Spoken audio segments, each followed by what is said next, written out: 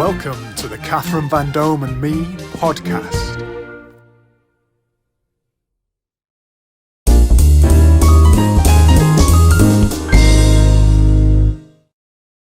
Hashtag hosts and the HQFM quiz and bingo software are proud to sponsor the Catherine Vandome and Me podcast. With HQFM quiz and bingo software, you can use this interactive quiz software at any venue. All you need is an internet connection. Go to hashtagquiz.co.uk for your free trial today.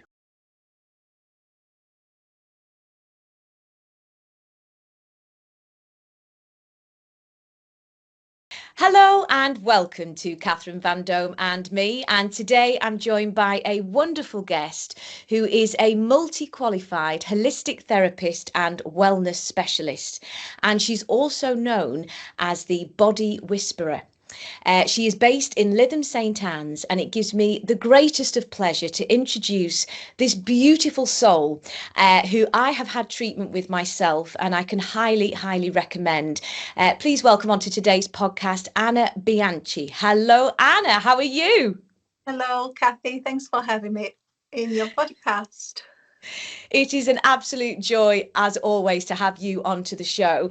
And how are you feeling today, Ana? How is it? Nice and cold by the sea, or is it nice and warm? We had a bit of snow and it's still settled on the floor, white and icy. Yes. Cold.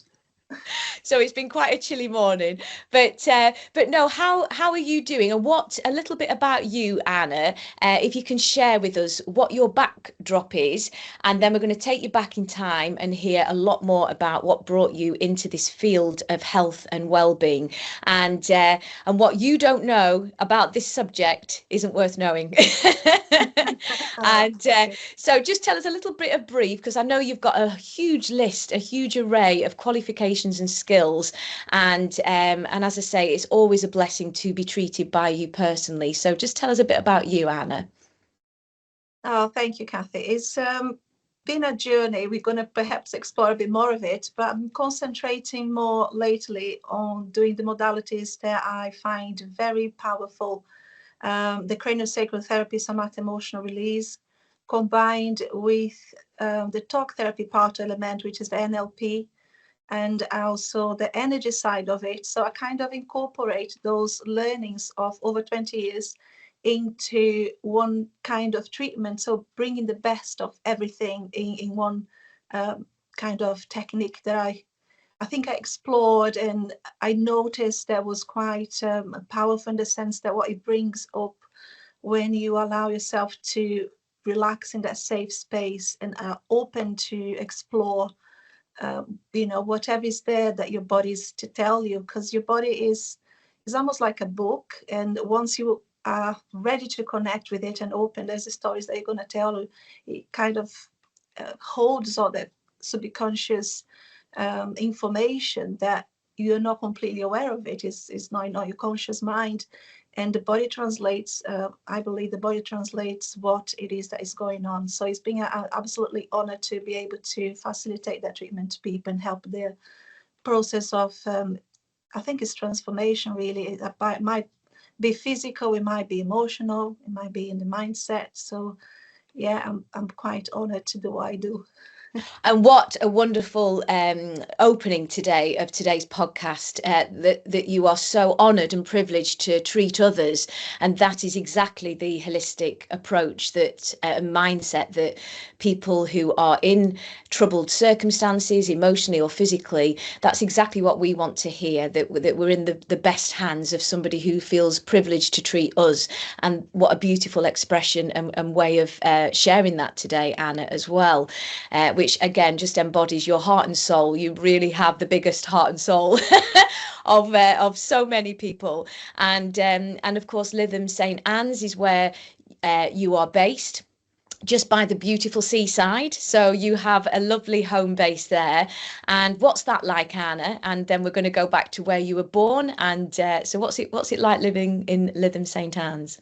It's lovely. It's almost, I don't know what it is. You're on a holiday resort almost. And I come from Brazil, so the weather here is quite different. And having the sea is something that really helps with my physical and mental health. So being able to walk and see the sunset, on the shore, and it's such a beautiful part of the country as well to be in. It's very peaceful. I think I wouldn't cope with somewhere that's really busy. So it feels like it's just the right place for me to be in. It's a beautiful place in the coast. Oh, fantastic. Fantastic. Well, before we go any further, I just want to introduce today your friend of mine, our little Tinker, who's our podcast companion. And your Frank couldn't be here today. He's having a sleep next door. Is that right? Bless him. It's a bit old for this. Let me just explain to the viewer, that's not your partner. That's actually your little dog. Here's my dog. And this is Tinker, and this is, Auntie Anna. There you go. And he's listening and watching everything today, and maybe getting a healing later on. We might do something like that, where you might be able to transcend some of your special skills through the internet to all of us, and we'll all get a little bit of a healing from you in some special way later on, Anna. So you've got a multifaceted backdrop, and we can see a literal backdrop behind you there. So just tell us a little bit about that gorgeous lady, top right hand centre screen. Oh, yeah, so it was a completely career change. I was working in marketing before this, and I was living all the stressful ups and downs that comes with it, and was a marketing specialist. And when I was made redundant, I thought, I need to change. I need to do something that gives me purpose. So I came to England. I was wanting to improve my English, and I wanted to have a sabbatical traveling around. But then things have changed. I kind of met my then husband to be. Okay. And I decided to start a family here. So the true healing started after I had my first child. So are we going back? It's okay we to can go go back with it. further, but I'm just enjoying this process. Don't worry. So go on. Oh, bless. So the journey started really with struggling with postnatal depression after I had my first child, my daughter. It was like 21 years ago now. And it was a very difficult relationship as well, with the different cultural background. And there was a bit of the drinking involved in the background. So it was, like, generally speaking, a struggle at the time. And I didn't have much support, as I had just moved into the country for, like, not even a year before that, or maybe just over a year. So it felt isolating, and I wanted to do something. My daughter was crying a lot in colic, had pains, and she wasn't settling, she wasn't sleeping. I decided to breastfeed, so we were not sleeping.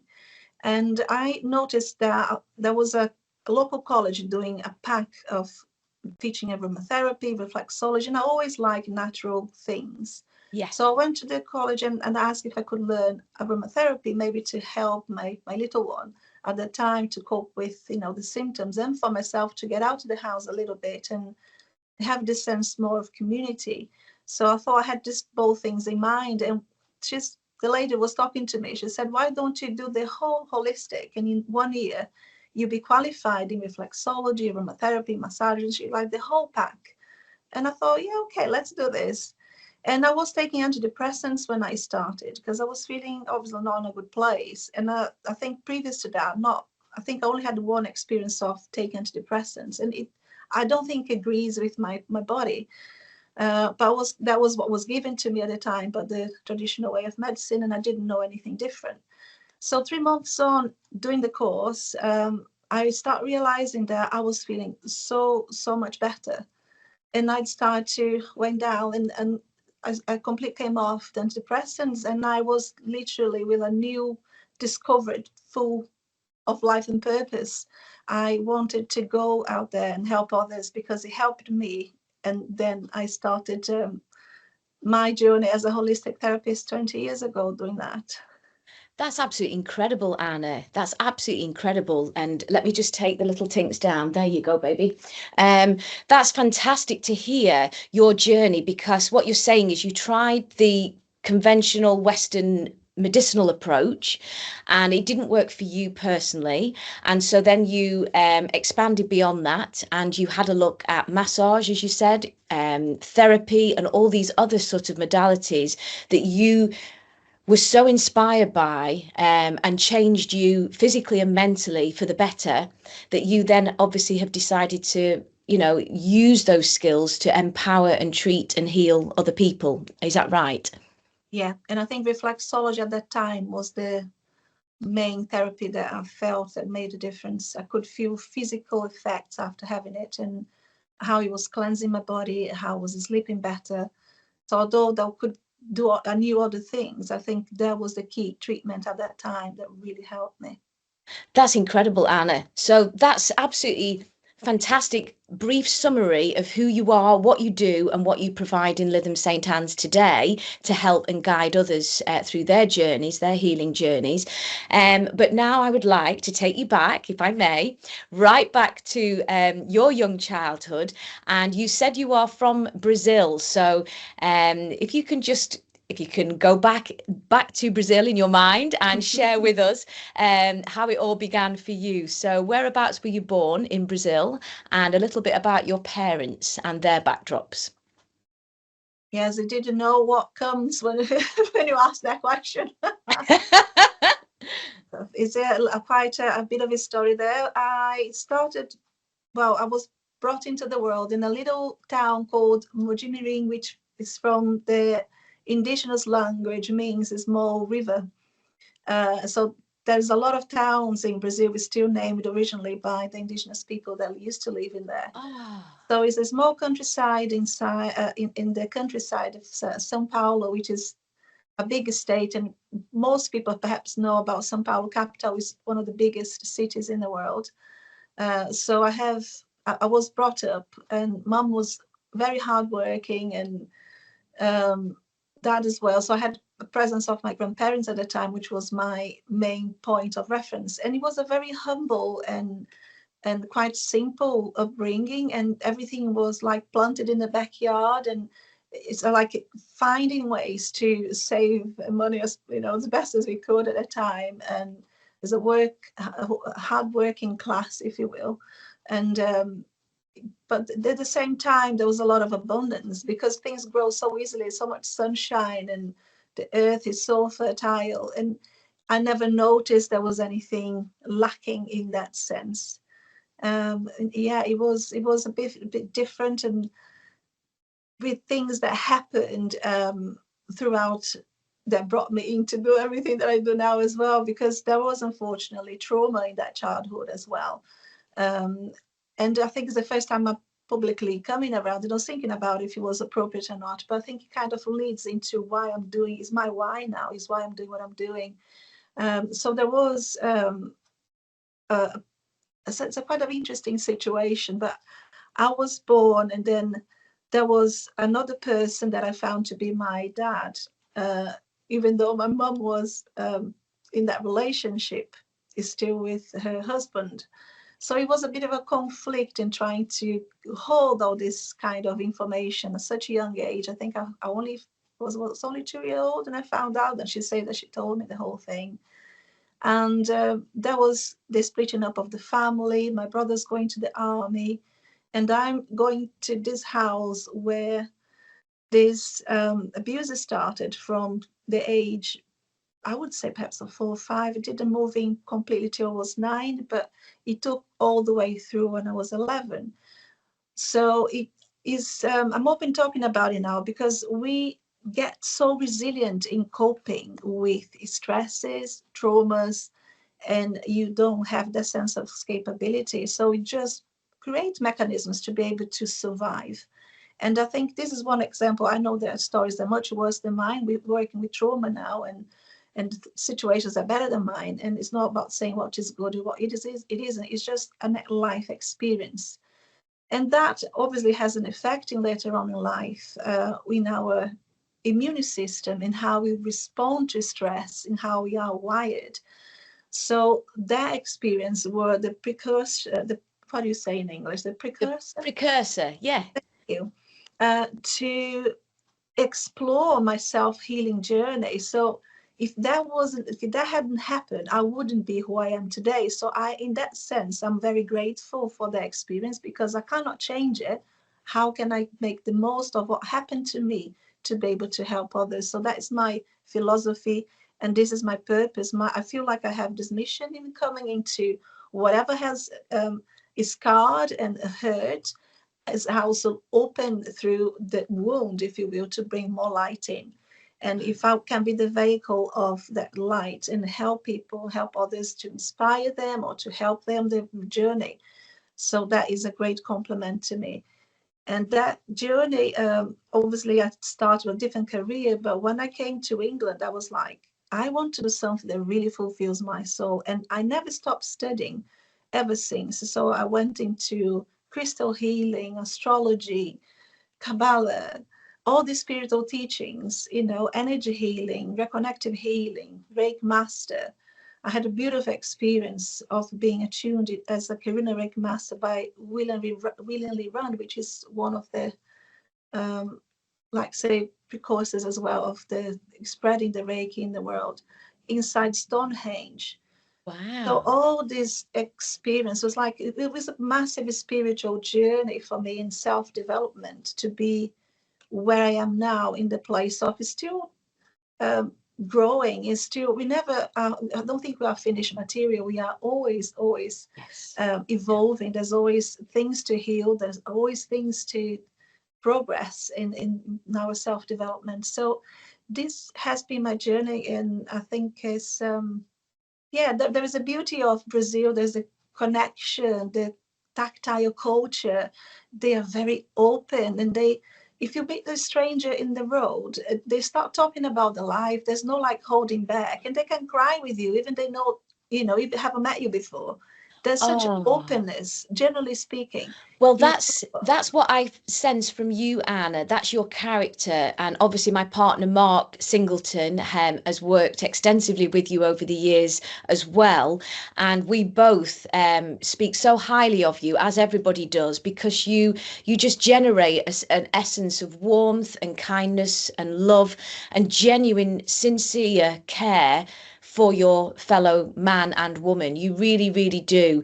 And that's the beauty of you, Anna. You really have that inner innate connection that not everybody has. Lots of people have different skill sets, but you really look and have this inner wisdom and ability to connect with so many people on so many levels. And as you say, perhaps that comes from Brazil, your traditional lifestyle approaches, your root vegetables. If you're growing your own vegetables and your roots are also grounded in that way as well, in a natural modality rather than a shopping trolley at Sainsbury's. You and also you're explaining, which is so important at this particular time of the world, you're explaining that you didn't need a lot to be happy and content certainly in your food processing side of life. Am I right with that? So you were growing your own vegetables. Tell us a little bit more about that, Anna. Yeah, so my granddad, he used to grow coffee beans in the backyard. So it was like putting on there was an area that he used to put the sun to dry, and then you toast that in the oven, and the very old style oven, the whole house smell like this beautiful smell of coffee, and then it'd be grinding in that old style, and it was a Wow. cloth filter, and there was, as much as we could, it was planting salads, and there was sweet corn, there was avocado trees, there was, depending on the season, you'd have grapes and strawberries, because it's a hot country, and those Yeah. fruits don't grow very easily in there. But mango, everything. And when I went back to the house, when I was a grown-up woman, if you will, and I thought, how on earth he planted so much stuff in such a small area. I had no idea of the actual space, but if it looked, and as a young child, there was so much around. Yes, so he had his chickens in the little area there. So everything that we could, that they could, it was done that way. My mom was a Wow. workaholic, so unfortunately that was a bit like industrialized after that. But growing up with my grandparents was very much bring from the earth as much as you can. Yeah, it was that nice. That's incredible. So are you saying your grandparents raised you throughout your childhood, Anna? Did you live with your grandparents? Is that what I'm hearing you say? They had a great part because my mum was working a lot, so I stayed with them quite a lot of the Yeah. time. I used to go back to mum after she finished work and things. Yes. But holidays and during the day, school, after school, and all that kind of thing. I was mostly with them. And what can I ask what your mum did for a living? What was your mum's job? She was a teacher, Oh, wow. Oh, fantastic. Primary or secondary? Or both? primary, yeah. Yeah. And then she What? did a qualification in psychology of education, and I think she was doing a university for 4 years. For that period, I lived with my grandparents because she was working and studying, and I could see her on and off. But yeah, so I had a lot of experience with my grandparents, which was my saving ground, I think. Ah, so your grandparents were sort of your root, just like the roots in the garden outside, and that was your predominant memory, perhaps their home rather than your mum's home. Is that, am I saying that correctly? For that period of time, yeah, from being in Yes. that school age, perhaps, between, yeah, perhaps about three, I think, but most of my life really, till they were very, very strong. I was very present, and there was a very stable and loving place and safe place to be. So that was my Good. safe place. And how were you as a child, Anna? I want to know who you are as a person. Were you quite a shy child because of the circumstances that beset you, or were you quite confident? What was your natural character, Anna? Extremely shy, extremely. Really? I couldn't talk to people. My mum was saying, this is talking to you, reply. I just could not open my mouth, but the voice just wouldn't come out. I couldn't speak. I couldn't look at people in the eyes. I couldn't be taking pictures. If it was my mom taking a picture of me, it was okay. But if you put a stranger taking a picture of me, oh my word, I was terrified. So as a child, Anna, you were quite shy, but did you have a way to overcome this innate shyness? Did that, There was manifest itself differently? there was a part of me that used to love to make people laugh. So Yeah. I was the clown, I was making little theater plays. So get my cousins when they come to visit together to put a show so my family could see us and could laugh. Oh, So wow. that was my creative side coming up. And I then became confident because it doesn't matter if I look silly or not. If I look silly is even better because they can laugh. So I want to bring joy somehow, and Yeah. I felt really good fun doing it. So, and And how old would you be there, Anna? oh, just my early childhood was before I was a teen. I think maybe about 7, 8, something like that. And you had friends in the community that you were performing with. And did you have any siblings, Anna? Yeah, I got well, they are twins. I got two brothers there. They're 8 years Oh, older than me, so they didn't take part. So it was only my young cousins, the girls that used to perform, just for the wow. family. And then after that, I think I was in high school. There was the amateur theatre society, and my mum was completely against me joining in. So I did go anyway. Didn't tell her.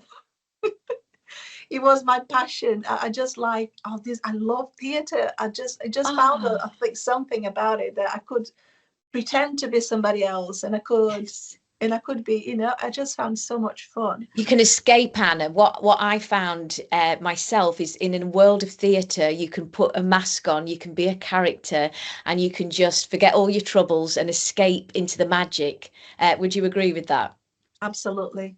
It's almost like you can create something or somebody that is, yeah, it's a different persona, and Yes. it's just so much fun. And we managed to put together, but when I joined this particular play, there was, I think it was a college thing, and they're also going to be represented in town.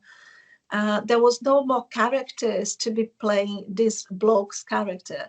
Now, back in Brazil, it's a very chauvinist society. When I was, growing up, being an actress was something to be ashamed of, Oh, because there was really? a whole thing about, a woman shoulds and shouldn'ts, and there was a lot of prejudice about sexuality and why you should and should. So my background, they're very conservative, like strict Catholics. And so the role that was left to me to play was a bloke's role.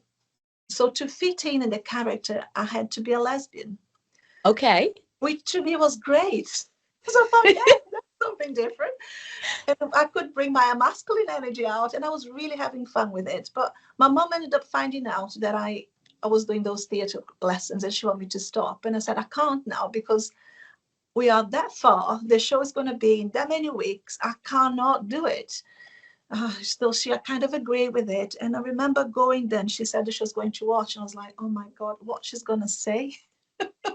And this Yeah. generation now, I have my nieces now, is one generation after me, and it's completely different, and it's accepting Yes. now of all the differences. I think it's an Yes. old rhetoric and no dialogue, and I was brought up in all that, so it was so freeing coming to England and actually, seeing. I was on a concert, and I saw a male couple kissing, and I thought that's amazing. Yeah. Because at that time, 20 odd years ago, in Brazil, people wouldn't feel comfortable, perhaps, enough to do it in the small town where I came from. Yeah. So actually seeing the freedom of expression of love Yes. beyond gender, it was Yeah. so refreshing. I think I had to expand from my belief system, from the belief system that I was brought up in. I couldn't fit in anymore. I think certain parts of Brazil are more open-minded, but Yes. the place where I was in the small countryside city, or even not even was in a city, it was so small, that was too much for them to understand that actually is an art, it's an art of expression, entertainment. Yes. Yeah. It's beautiful. Yes. So that's how I start breaking up from my shyness, and then I went into university and I did social communication. And part of it, there was one lesson throughout those years that were based on theatre. So we had to create plays, we had to perform, we had to present. So all that kind of was the building blocks to become more confident.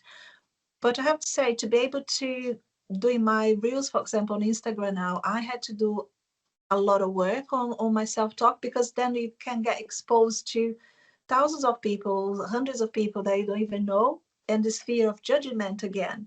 Yes. So I finished my qualifications on NLP last year. So it was 3 years doing that journey of qualifications to going to my master NLP. And then I realized, right, I don't need to think this way anymore. It's not serving me. I need to grow and expand. What I need to come out, and it's changing the belief system in a way that I know what I want to. I want to bring joy. I want to help people with information, but I want to make it lighthearted. Yes. So my choice is to provide, those reels that comes with a message, but brings that lightheartedness into it. My talks, I try to bring a bit more of the lightheartedness and the fun and the joke. Mark and I, my partner and I, came to watch you at the Winter Wellness Show in Lytham a couple of weeks ago, and you gave the most amazing presentation. I've never seen you do a presentation myself. And I have to say, you were absolutely fantastic. And you were, as well as giving so much health advice, you were like a stand-up comedian. Honestly, you had the whole room in a gasp, and everybody was listening and hanging on every word. But you also were healing us, as well as bringing joy and a smile. And that's very hard to do both, because we often think of healing, and I want people to understand on today's channel, which is all about entertainment and health, that they can absolutely cross over. We don't need to say this is very serious, this is pure healing, although there are very serious elements to it. We can actually enjoy and celebrate. And I think that's the beauty of you, Anna, that you are able to merge the two together, which entices people to want to learn more. And then you give us a gift of healing, and then we can take that away and expand our own journeys. And that's what's so beautiful and epitomizes your character. So, back in Brazil, what happened after you had done your plays in your teenage years and you got this confidence, and you'd overcome some personal hurdles and boundaries, and got this innate wisdom within you of who you wanted to be? What was your next vocation, Anna, after that? So I went to qualify social communication. So it was like publicity, advertisement, a little bit of media in general. So I work on a TV channel in Brazil, Oh, finishing my qualifications. So I work producing events that were filmed like more institutionalized content, if you will, cities, talking about the cities in the area. So you used to travel to film the cities. And yeah, so it was quite, and you could see actors, actually real main TV actors that were working in Brazil at the time in soap operas and things. So it was a really good fun that's journey. amazing, Anna. That's something I didn't know about you. That's fantastic. So you were working in the social media form, and so there's a little bit of acting there and a little bit of interest in all these different things. And then the next thing you did after that, Anna, what was your next job that you said that you got? So after TV, it was I love the planning, the strategizing part of the social communication content, if you will. And I thought I want to go do more marketing. So I did my post-graduation in marketing. I went to work in a multinational company for a few years before I came to England. So yeah, so that was like pretty much the private sector where I worked. And then when I was made redundant from this marketing position, I had the money to travel, and I thought, where do I go in the world? I want to improve my English because that was never going to be a wasted skill. But I want to take a sabbatical. I want to travel. I want to see cultures. I want to see people. So I was like going around. And I have a friend of mine that had already been in the UK, in England for maybe a year or two, and used to share a flat. So I thought, at least I know somebody there. And it's a lovely place that I can travel to different countries around that I have completely different cultures, Portugal, Spain, and France, whatever. So I decided then to come to England. And I was That's that. that's incredible. So of all the choices all over the world, you chose our little nest here. Which is Yeah. gorgeous, and I'm really, really thrilled that you did, Anna. And I'm sure all of your patients, clients, I'm sure they will all, be so relieved that you chose this particular area to work in. So, did you say you travelled to different countries before you came to England? No, England was my first port, and I was absolutely in love when I saw it. I was in London at the time, and I was living near Kingston, Oh just yeah. outside, and the whole place, near the Thames, and it's just the walks in the park and listening to the stories, the old buildings, and it was absolutely a dream. And I think Stonehenge was in my bucket list, and that was the main reasons I came to UK, because I found all this story, the old history fascinating.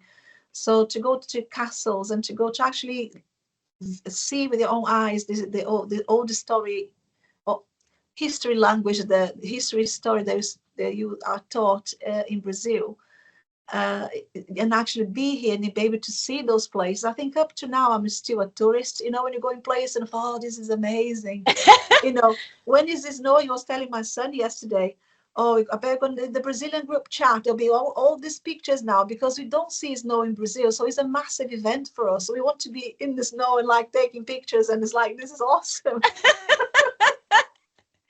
And it's true, and we've got snow here this morning as well, obviously, because we're only up the road. And yeah, it's so true. It's nice that you're saying that you wanted to embody the culture and enjoy the surrounds. So you just kind of wanted a little bit of the opposite of the sunshine to choose this particular area of the north. You wanted some snow, whereas most of us in Lancashire, we really want the sunshine. But no, we Down. say it again, Anna. Maybe I need cooling down at the time. Maybe you needed, yes. But it's great. I mean, the fact is you've now experienced both, which is lovely. So you've had the hot climate and you've had all these fantastic opportunities over in Brazil. You're obviously a highly educated lady as well, which is incredible. And English was one of your skill sets then, because your English is impeccable.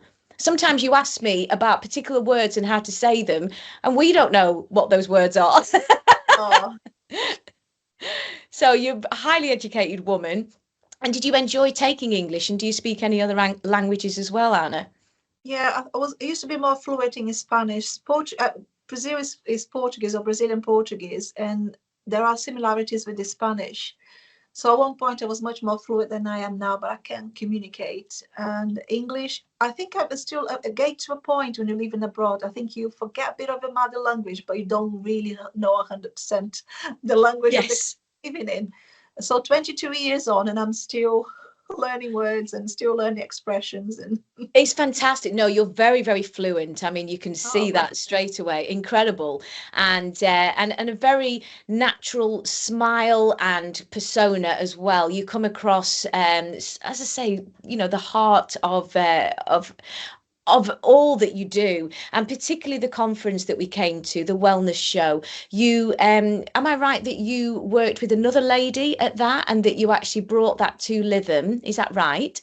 yeah, that was our second event on wellness, bringing local businesses together to do with wellness, a bit of retail therapy. And that was the first one we did, this past one, bringing speakers to talk about wellness, generally speaking, to the public, so people can take most of the information, and they have the empowered decision to do something with that afterwards if they wish to. Wow. And the other lady is going to be a future guest on our podcast, and she's called Ellie. Is that right? Yeah, Ellie, Yeah. she's the organized one. We work together very well. No, she's extremely organized, and we both created something really nice in there. The people, the energy, and the camaraderie, we call it. People, when people are friendly and Yes. helping each other. So it was really nice. And just take us through that wellness journey that was just quite recently, and then we'll take you back to some of your other experiences, Anna. Um, when I went in, it was a room where certain amount of people were given talks, including yourself, and then in another room you've got holistic therapies. So just give us a little taste about what this is all about, the winter wellness in Lytham, if anybody wants to go next year.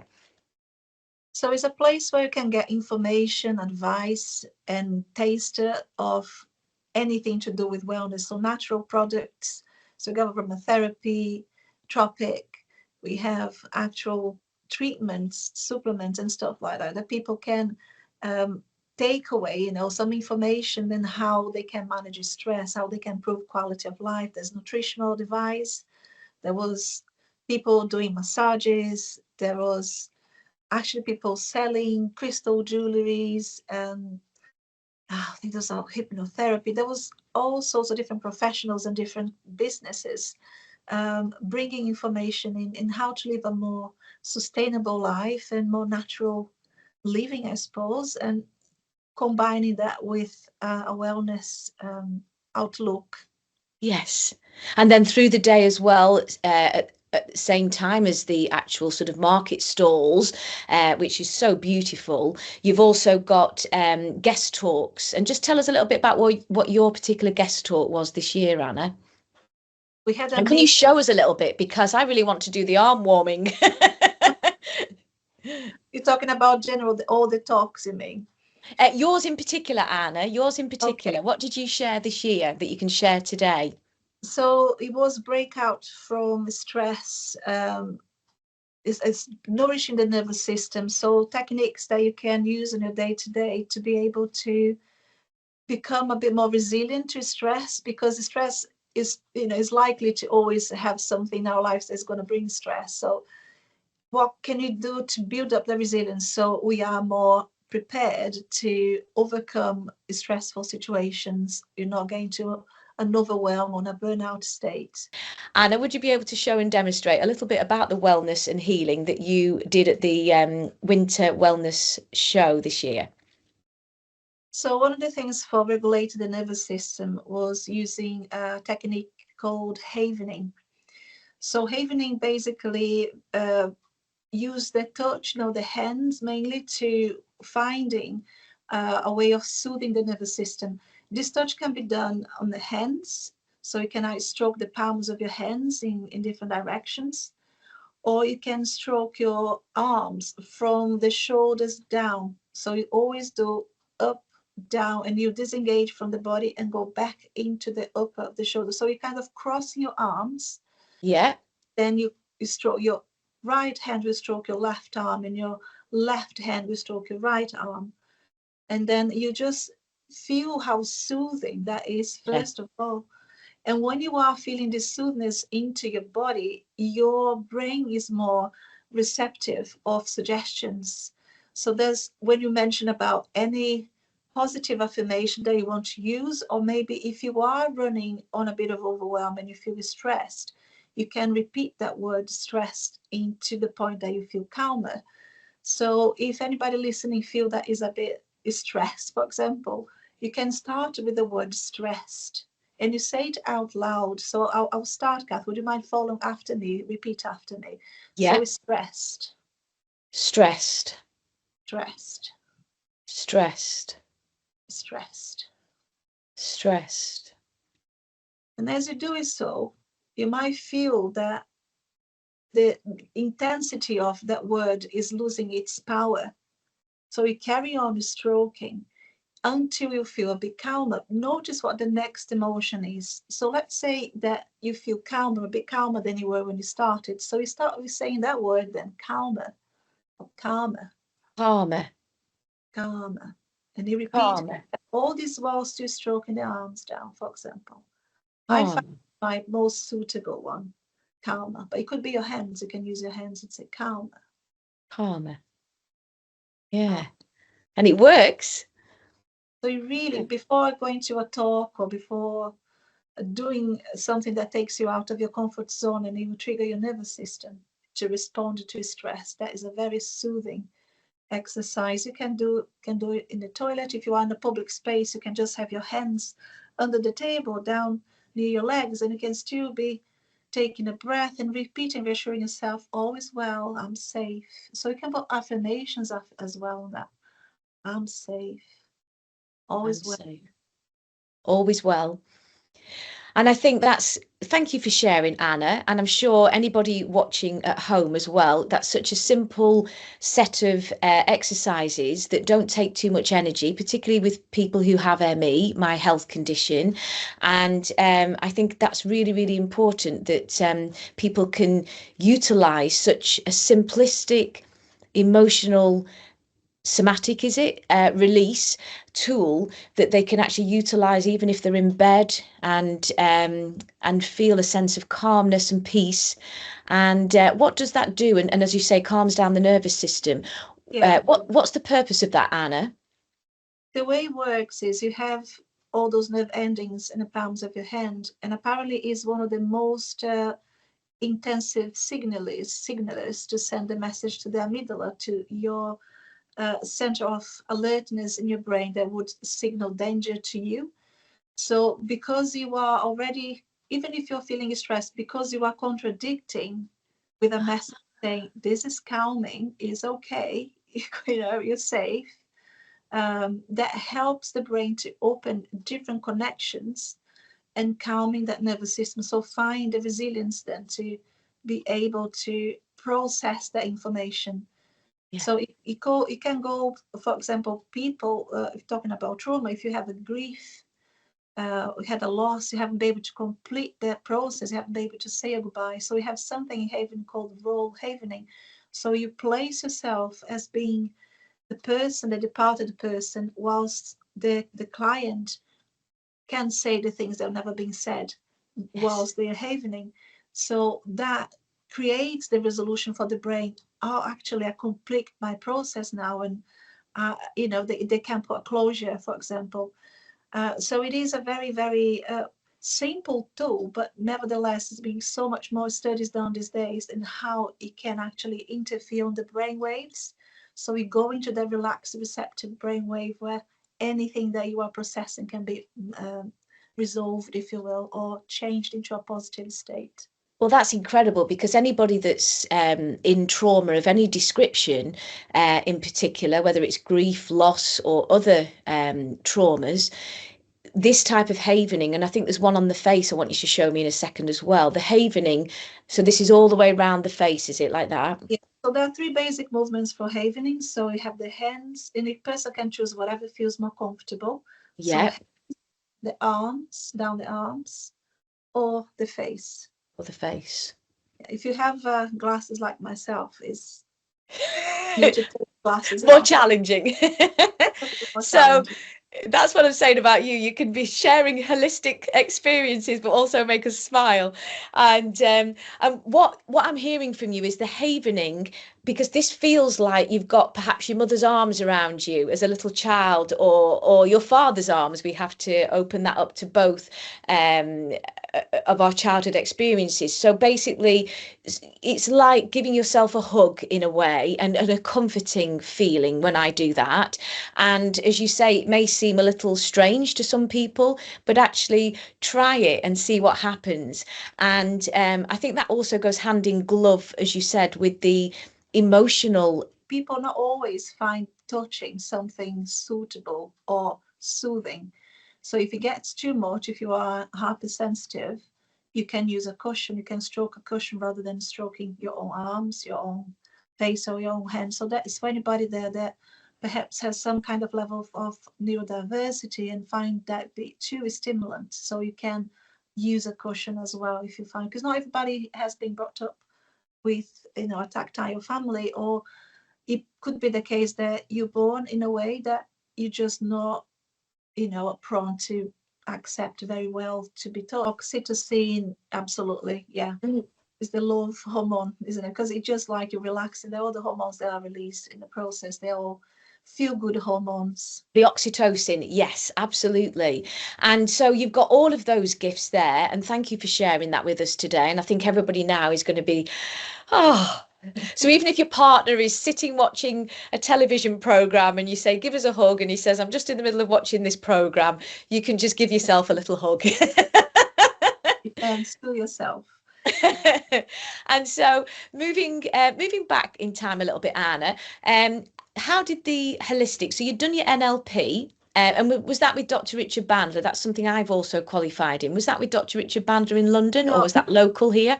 that was local with a lady called Sarah Fletcher, which is very heart based.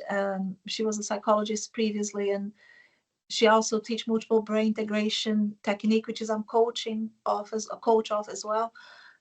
So it's a more heart-centered practice, if you will, obviously following Richard Bandler and all the NLP structure there. What happened with the NLP, Anna? What did you get from that? If you can just share for anybody that doesn't know what NLP is, neuro linguistic programming. What did that give you, Anna? So the neurolinguistic programming, for me specifically, was a reframing of my understanding of the world, and that knowing that people have different maps of the world and how they see, how they perceive, and how they communicate could be meaning something different than my understanding of it from my map of the world, from my perspective. So having those tools and techniques literally change the way we see the world, and I think I changed the way that I start to respond to things. And Yes. see my own patterns, if they are the patterns of conditioning from my timeline back when I was a child and responding because of that place of a wounded child, or is the adult woman that has no is not a different place, it has more resources now. So the separation, if you will, of the understanding of my own mechanisms of defense or mechanisms of responding to things, and the tale that I was telling myself, the stories I was telling myself, the self-talk.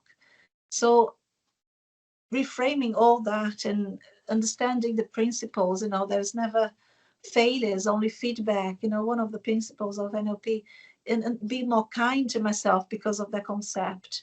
And through that transformation, I literally become I think becoming even different with my perspective. As you know, I was diagnosed with ME and fibromyalgia 6 years ago, and I was carrying that as a way of justifying me not being able to do things.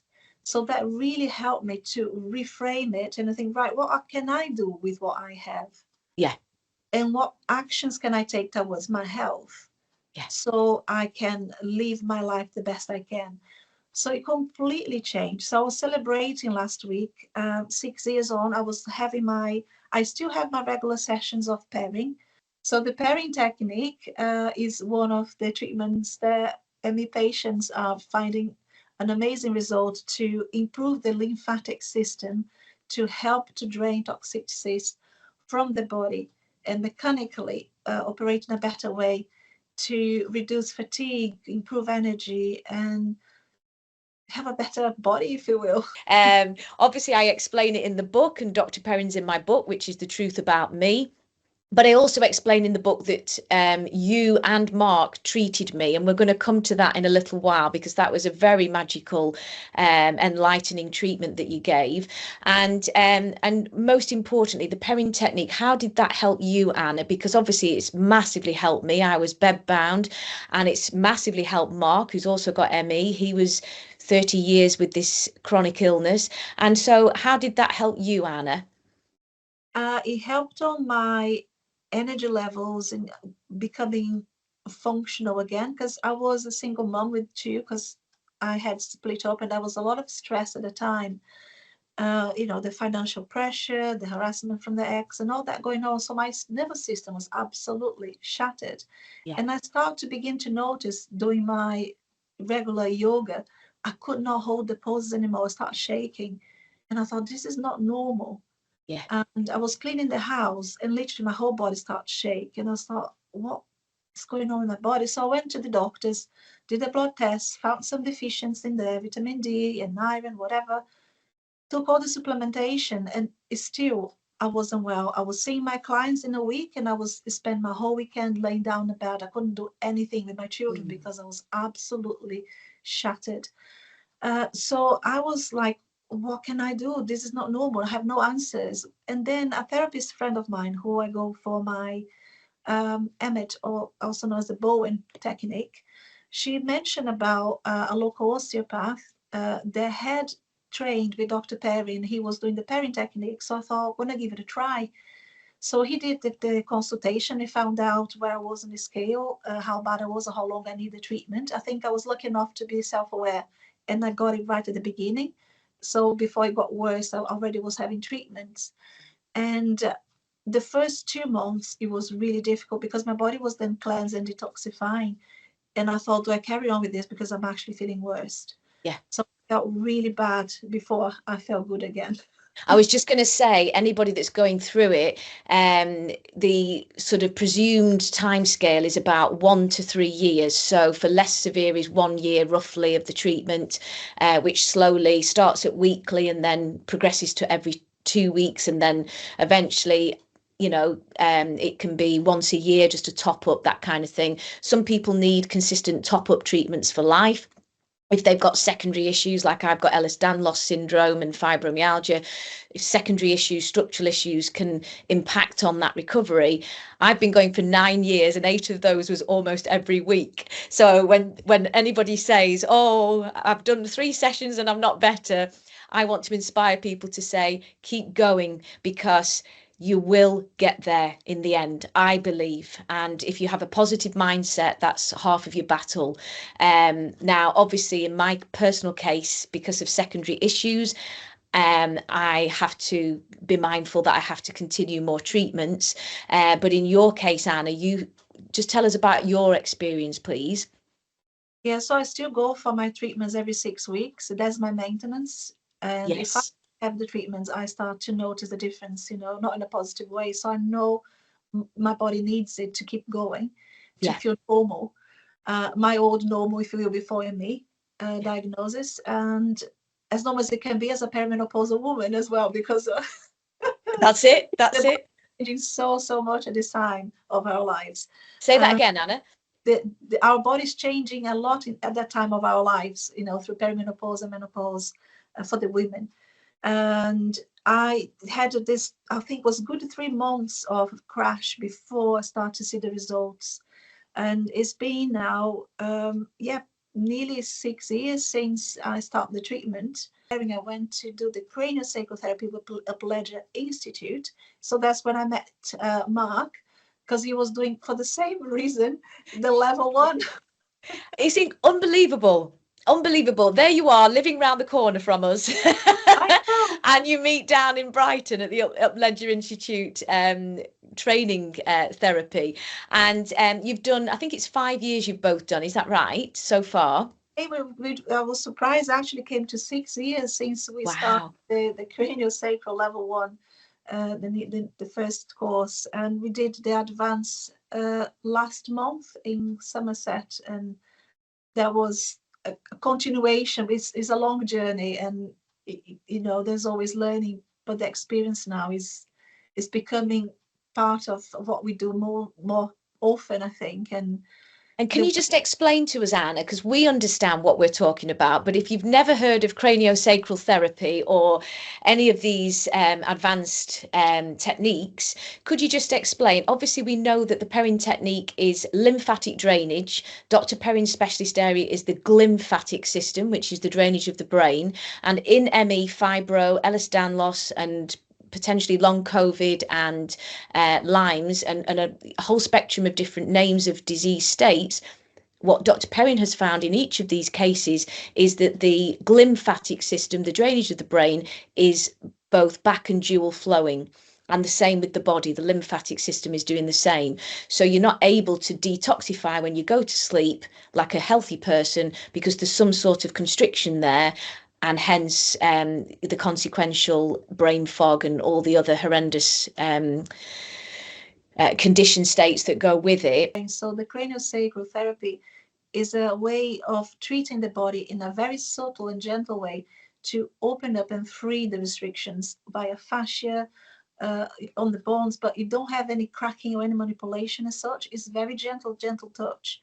And the principle behind it is we all have the craniosacral rhythm, and that is caused by the cerebrospinal fluid going up and down from the sacral to the brain, to the head and back down.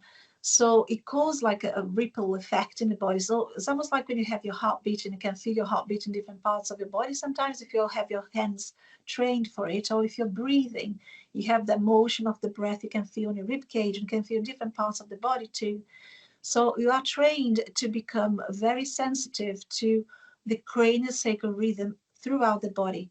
So we have those listening stations in the body, and when there are restrictions caused by physical injury, for example, by an emotional trauma, anything that might have disrupted the pattern of the body before an event, you can sense in the body where the restrictions are through your hands. Yeah. So you're going to work, we're going to guide ourselves into the part of the body, and we're going to engage with the client. With the somatic emotional release, there's dialogue. So we start asking questions, because the subconscious mind, when you are in that safe, relaxed state, might bring information that you are not aware of.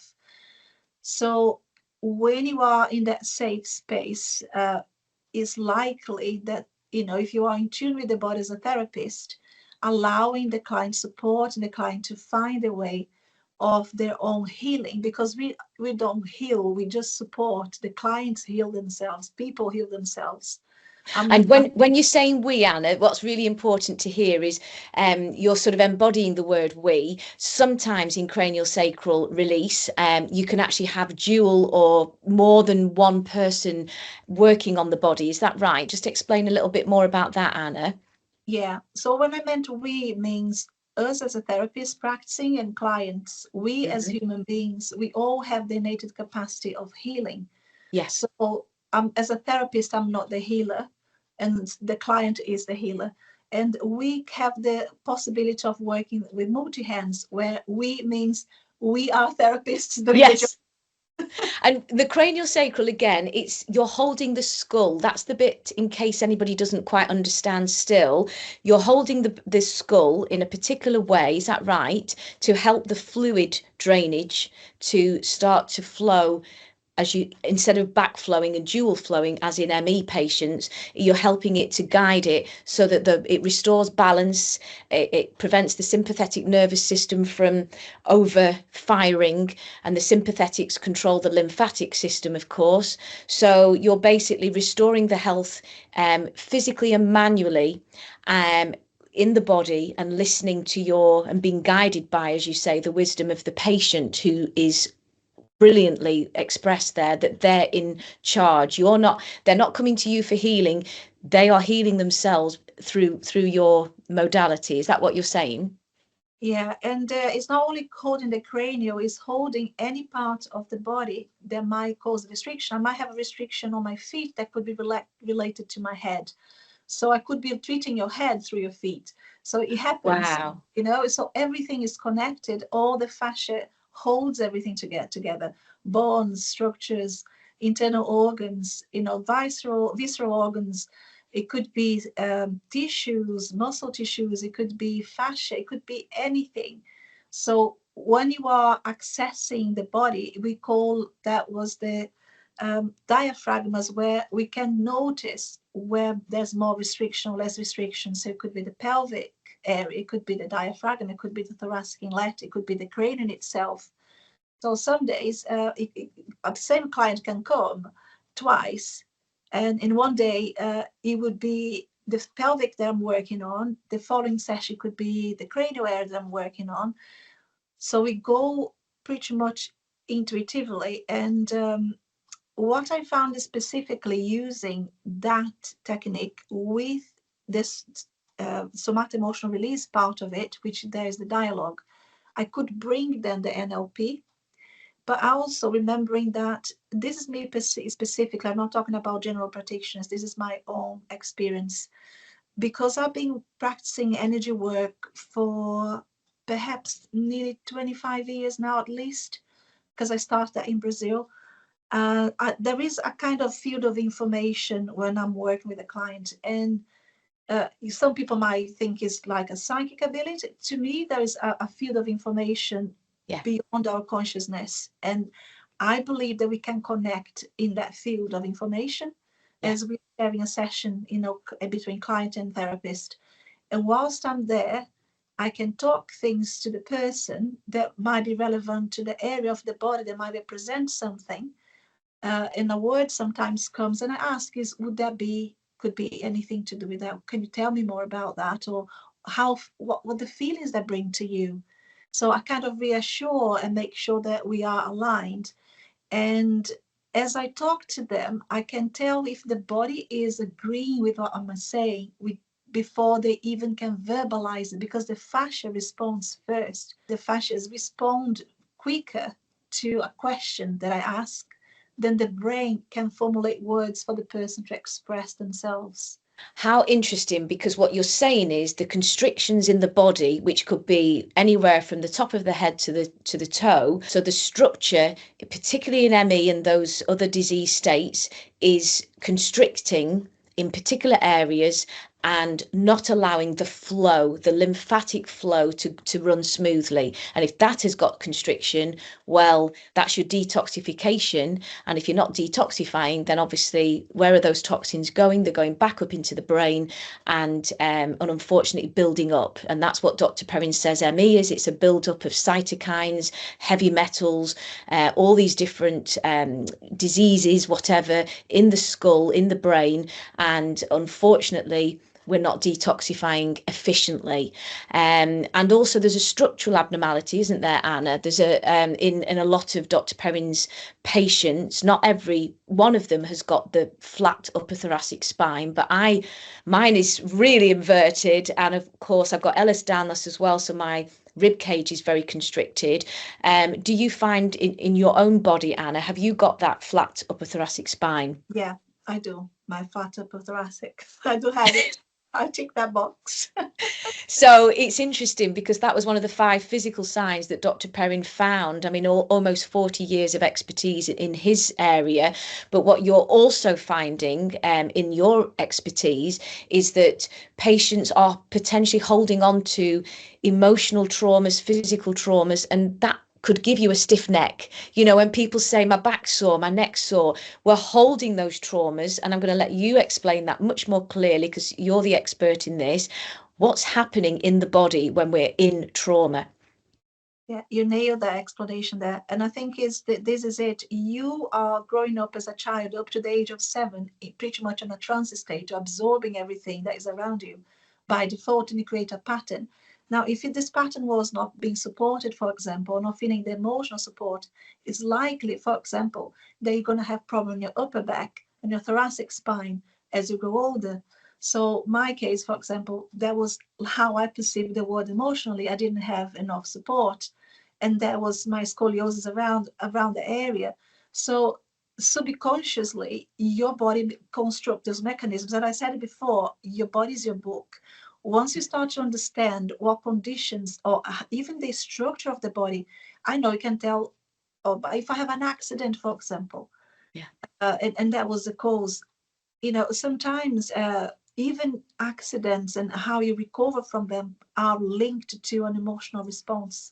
Yeah. If you are supported, if you have a different mindset, it's more likely that you recover faster or fully compared to other people that don't think their self-worth is, they can do it, or you know, they don't know any different. They don't do on purpose. Nobody wants to get ill or sick. I had a pattern of structurally his responding to stress, and I carried on. The show must go on, as you said. I carry on, I carry on, I carry on till an event happened. It was just too much for my nervous system to cope. The Right. whole situation, my life at that time, it was just too much. So what did the body do?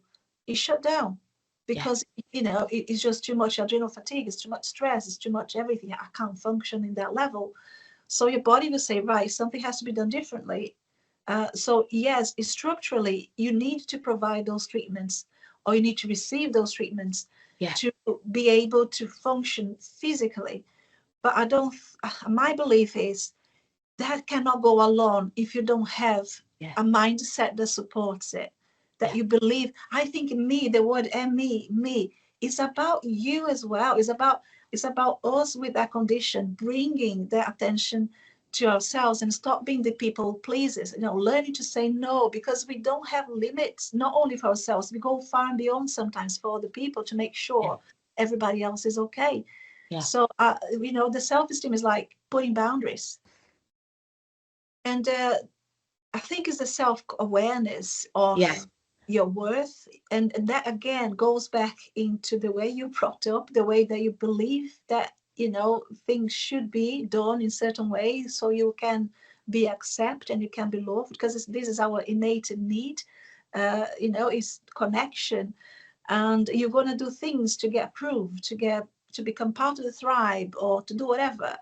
And you can go beyond your own limitations, go, you know, and push yourself. And they say that we are type A personality. We are people that we want to do more, learn more, and We don't and have an off button, do we, Anna? We when we do any task, so in my old days, I would paint the whole house, then do the garden, then go to Zumba class, and I, you know, then do my 2 businesses. I never rested and never stopped and never thought that that was not normal. But I think what, looking back now, the emotional component, that I was quite resilient in the early stages to see that link. But of course, emotional components are in all of us. So we seem to be in a world where we say, I'm all right, that person's having a breakdown, or that person's going through some trauma, but I'm okay. But actually, we are all connected on this planet. And all of us are going through some level of trauma or angst or stress, because that is life. And once we also accept that, we then realize that perhaps our traumas are not as unique as we thought they were. And therefore, we can eventually have the courage to speak about them, as you have very respectfully done today, in order to help others. Because people will be watching today, Anna, and think, well, this lady from Brazil is not just magical in her treatment and her wisdom. She's also gone through her own, you know, traumas in her own private past, and therefore I can now share with Anna, if I was to come to you, and feel free that you actually understand. And I think that's what therapy needs. It needs an understanding and an empathy, and you have that in abundance, Anna. So that's really, really incredible that those are your gifts. But they do often come from a place of lack of self-worth. And once you start to get your own self-worth back, as you have done with your healing and I with mine, then you're in a position where you can help other people, and so the cycle pay it forward. So the cycle progresses, doesn't it? Every person you're healing, hopefully they'll go on to heal somebody else. Would you agree with that? Absolutely. And I think loads of therapists that I know are on that journey. And it's almost like you learn to be there for others from a young age, or you want to heal yourself for an experience or experiences. And because you've done the work, you can now share that learning with somebody else. And going back to what you're saying about how we respond sometimes to stress and being the high achiever, or just saying everything is fine and you carry on thinking that everything is fine. People who are very resilient and they learn through different stressful experience throughout life, it's likely that they will not recognize the stress because they are used and accustomed to operate on that level. So it's not when it's too much for sure that they stop or the body stops them. So it's quite interesting that even though you're not noticing, it's so important to keep a routine where you can nourish, given that time. You're saying about when before you felt poorly, how many things you could fit in a day without stopping. And if you only knew then, if you could Oh, take a step back, we cannot change the past, but we can learn from it. So what 100%. is I need to take time. So I go for my treatments, whatever it is, once a week. I do my little things at home that can keep me sane. It could be a meditation, it could be movement, whatever it is. If you introduce that on a daily practice, you can create a resilience to your nervous system. So perhaps it's not about not recognizing the stress, but be more in tune with your body. The stress is going to happen, but I know where I am with it, and I know if I need to step back or if I need to move forward. As that awareness, I think, is so important to have when you stop. That's very interesting that you've shared that, Anna, because we kind of unconsciously, if you're working in your unconscious mind, which many people are, you're not consciously aware of the shape of your spine and how you move. I mean, I'd have 6-inch stiletto heels on as a Jessie J tribute, carrying heavy PA speakers in and out the car, twisting the spine. That alone should have been something where people were always offering, but I never took the offers, to help me. And I'd say, no, I'm fine, thank you.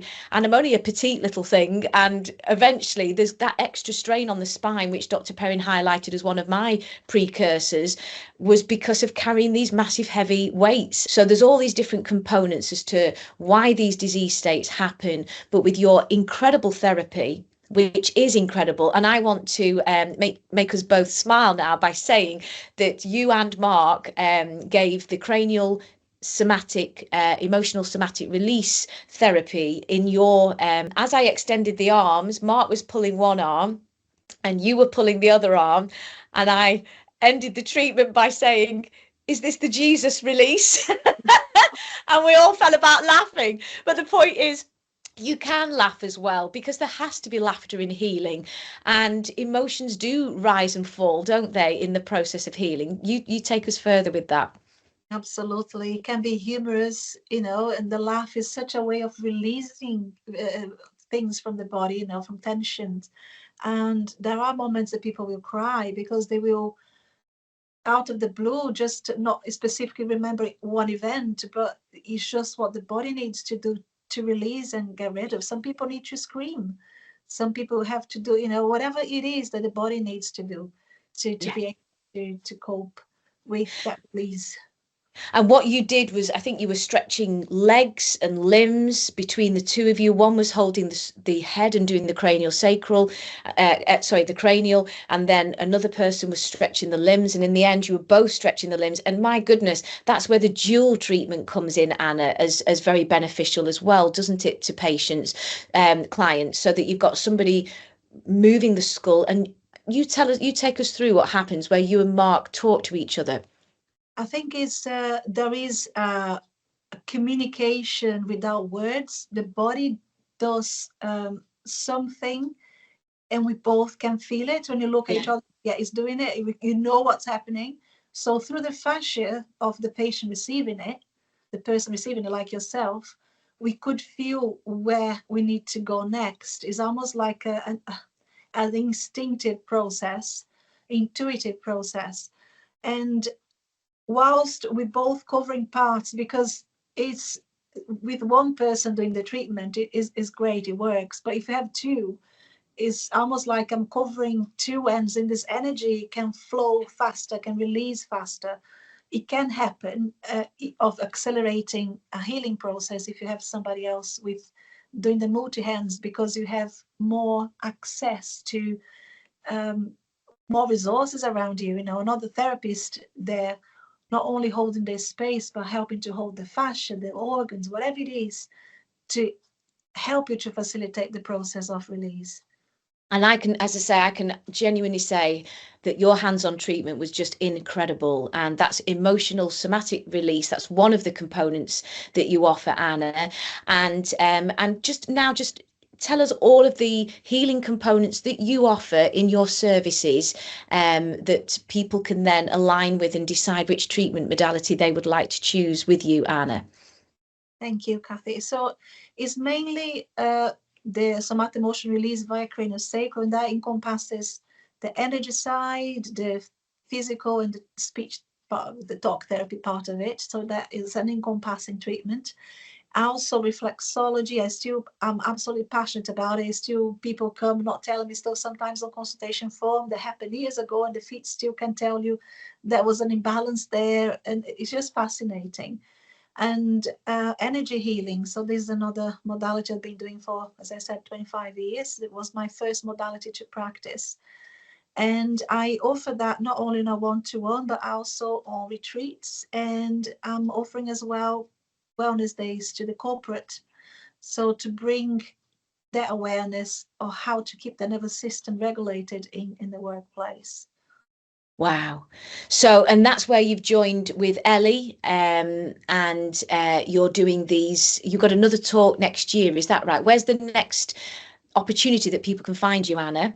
Yeah, so part of my working ethos is to bring wellness awareness to the public. So the event is part of that. We're doing one event, it's called the Spring Wellness Show, and that is going to be on the 2nd of March, is a Sunday, in Lidham at the Clifton Arms Hotel. And we're going to have all the stall holders already been taken. You're just going to see if you have more. I think it's about 30 stall holders plus 11 talks to the public happening in different rooms. So we have a room for the talks and a room for a wealth of knowledge in terms of advice and products and other kind of treatments. So that's going to take place next spring. That's incredible. And that's March the 2nd, Sunday, March the 2nd at the Clifton Arms. That's incredible, Anna. So, you've, as I say, you started in Brazil, where your roots, quite literally were your roots, in the garden as well.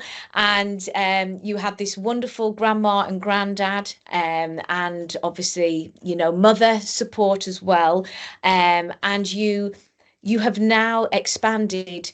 Those roots have literally grown. The seed has been planted in you to go out and serve and support the community, which is obviously in your area, which is Lytham St Anne's.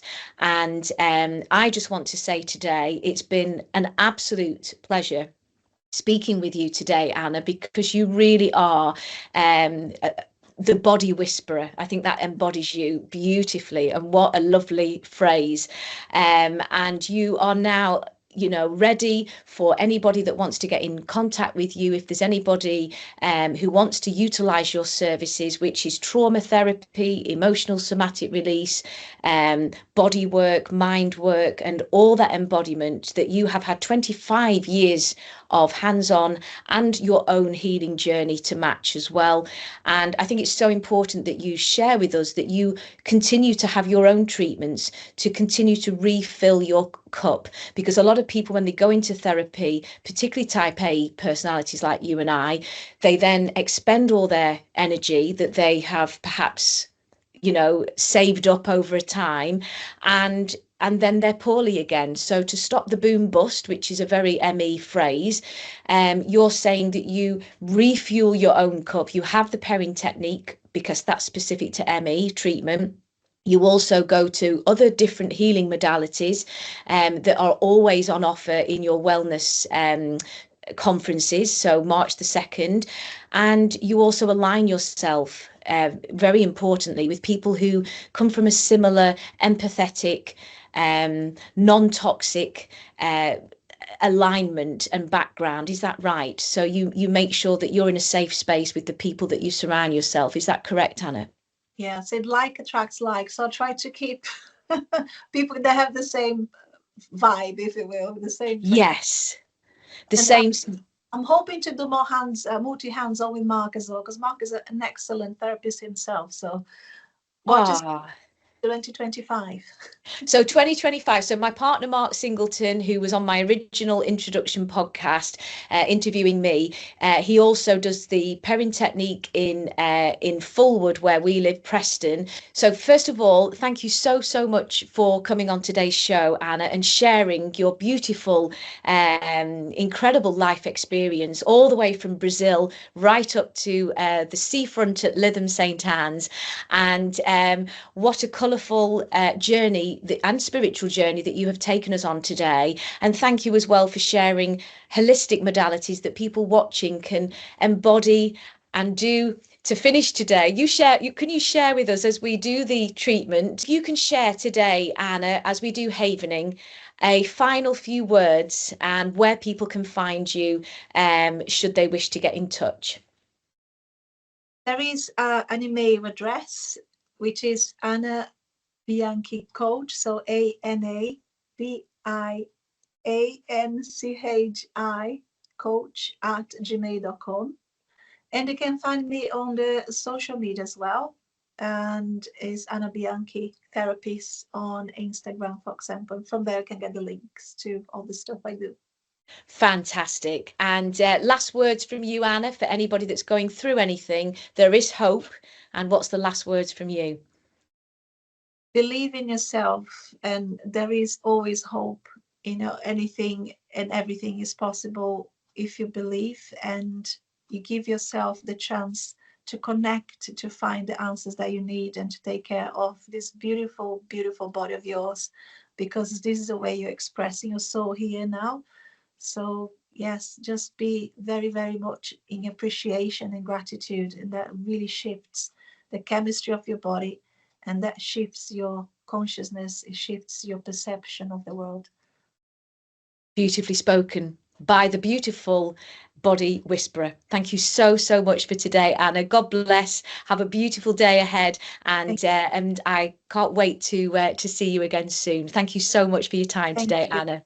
Bye bye. Thank you very much. Bye. Bye bye.